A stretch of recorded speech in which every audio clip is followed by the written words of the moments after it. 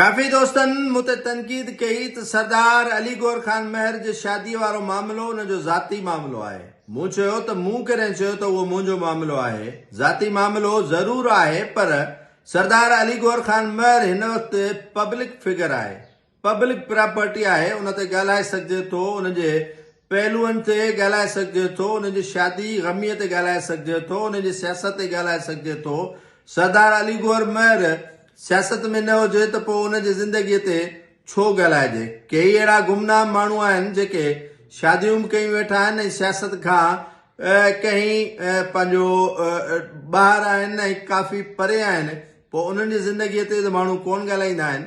सरदार अली गौर खान महर जहान जहिड़ो थी वियो, उन शादी कई ऐं पहिरीं शादी 1986 में कई, जंहिंमें गवर्नर पंजाब मरहूम सजाद कुरैशी जेको वालिद हुयो शाह महमूद कुरैशी जो, उन बि शिरकत कई ऐं आमिर ज़ियाउल हक़ बि उन जी शादीअ में शिरकत कई ऐं उन खे अलाह ताला हिकु पुटु ॾिनो आहे हाजी खान महर।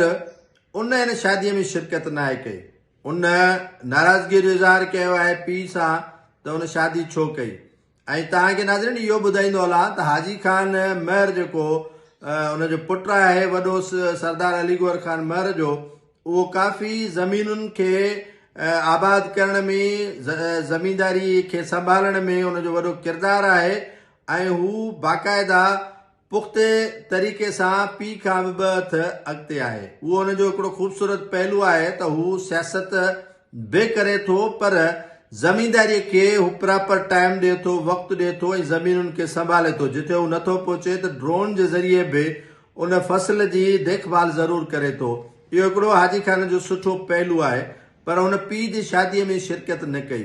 उन सां गॾोगॾु सरदार अली नवाज़ खान महर, जंहिंजो राजा खान महर उर्फ़ आहे, MP आहे ऐं काफ़ी भाउ सां वेझो रहियो आहे, काफ़ी भाउ सां ॻंढापो उनजो रहियो आहे, पर उन बि हिन शादीअ में शिरकत न कई। घोसबख्श खान महर हमेशह अली गौर खान महर जो भरजलू हूंदो आहे, पासो झलींदो आहे। उन हिन शादीअ में शिरकत कई आहे।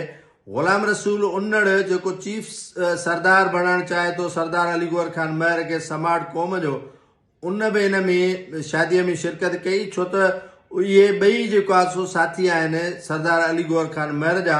ऐं मूं ॿुधो आहे त इहा शादी बि जेको आहे ग़ुलाम रसूल उन्नड़ साहिबु कराई आहे सरदार अली गौर खान महर जी।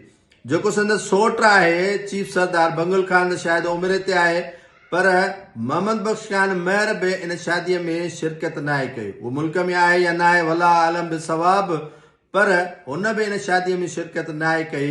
ऐं ईअं सम्झो त घोटु वीचारो दीवानो थी घुमे पियो ऐं बाक़ाइदे हुनजे निड़ ते या माथे ते परेशानी बि आहिनि त हुनजे ख़ानदान जा अहम अॻवान शरीक छो न थिया। अलाह करे त उहे अॻिते हली साणसि राज़ी थियनि, साणसि जेको आहे सो शादीअ जूं मुबारकूं ॾियणु अचनि। पर वॾी ॻाल्हि इहा आहे त भाउ ऐं सोट जो रिश्तो ऐं सिलसिलो बाद में आहे, पहिरियां पुट जो आहे। ऐं उहो पुटु जेको हुनजो सुठो ऐं बहितरीनु पुटु आहे, जेको हुनजो सियासी जानशीन बि आहे ऐं हुनजी ज़मींदारीअ खे संभालियूं बि अचे पियो सरदार अली गौर खान महर जीअ खे, त उहो काफ़ी जेको आहे सो इन शादीअ ते नाराज़ आहे ऐं हुनखे शायदि हू पीउ अथसि ऐं हू पुटु आहे, परचाए वठेसि।